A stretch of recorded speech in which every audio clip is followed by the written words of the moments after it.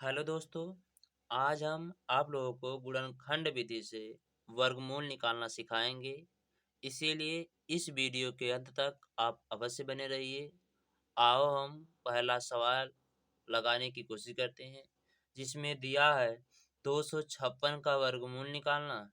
इसके लिए हम सबसे पहले 256 लिखते हैं और इस संख्या को हम सबसे छोटी अंकों से काटने की कोशिश करते हैं। तो हम देखते हैं कि 256 2 से कट जाएगा, तो 2 से काटेंगे इसे हम, तो 2 इकन्ने में 2 हो जाएगा, 2 दूनी 4 हो जाएगा, 2 आठे 16 हो जाएगा।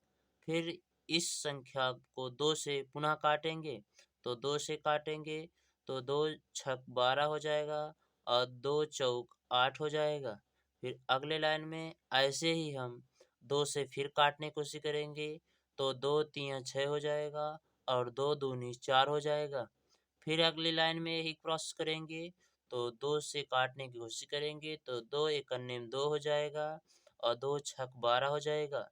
फिर इसे 2 से काटने की कोशिश करेंगे, तो 2 से काटेंगे तो 2 आठे 16 हो जाएगा। फिर काटेंगे, फिर 2 से काटेंगे तो 2 से 2 चौक 8 हो जाएगा। फिर 2 से काटेंगे, फिर 2 हो जाएगा और लास्ट में फिर हम 2 से काटेंगे तो 1 हो जाएगा। इसे हम गुणनखंड कहते हैं।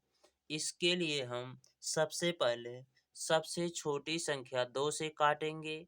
2 से तब तक काटते रहते हैं जब तक कट करके 1 नहीं आ जाता है। इस प्रकार से ये हमारी सवाल का गुणनखंड हुआ। तो इसके पश्चात हम 256 लिखते हैं और 256 लिखने पर 256 बराबर लिखेंगे, एक अंडर रूट बनाएंगे।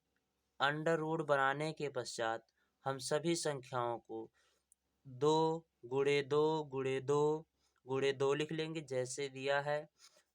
2 गुणे 2 गुणे कितने 2 हैं हम गिन लेते हैं। 1 2 3 4 5 6 7 8 हैं, तो 8 ले लेंगे। 2 3 4 5 6 7 और ये 8। अब देखेंगे 8 आपके हो गए हैं। तो गुण वर्गमूल के लिए हम 2 2 का जोड़ा बनाते हैं, तो 1 जोड़ा बन गया, 2 जोड़ा बन गया, 3 जोड़ा बन गया और ये 4 जोड़ा बन गया। जब ये जोड़े बन जाते हैं तो इन्हें हम बाहर निकाल लेते हैं, और जब ये बाहर निकलते हैं तो ये सिंगल सिंगल हो जाते हैं। अर्थात कहने का मतलब ये है कि ये जो 2 हैं उन्हें हम एक बार लिखते हैं।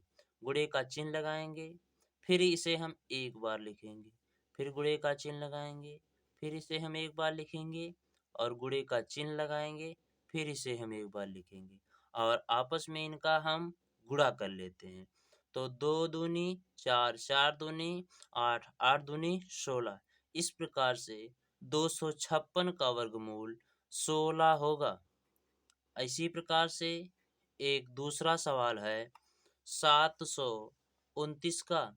729 का वर्गमूल निकालना है, तो इसके लिए भी हमें सबसे पहले गुणनखंड करना होगा।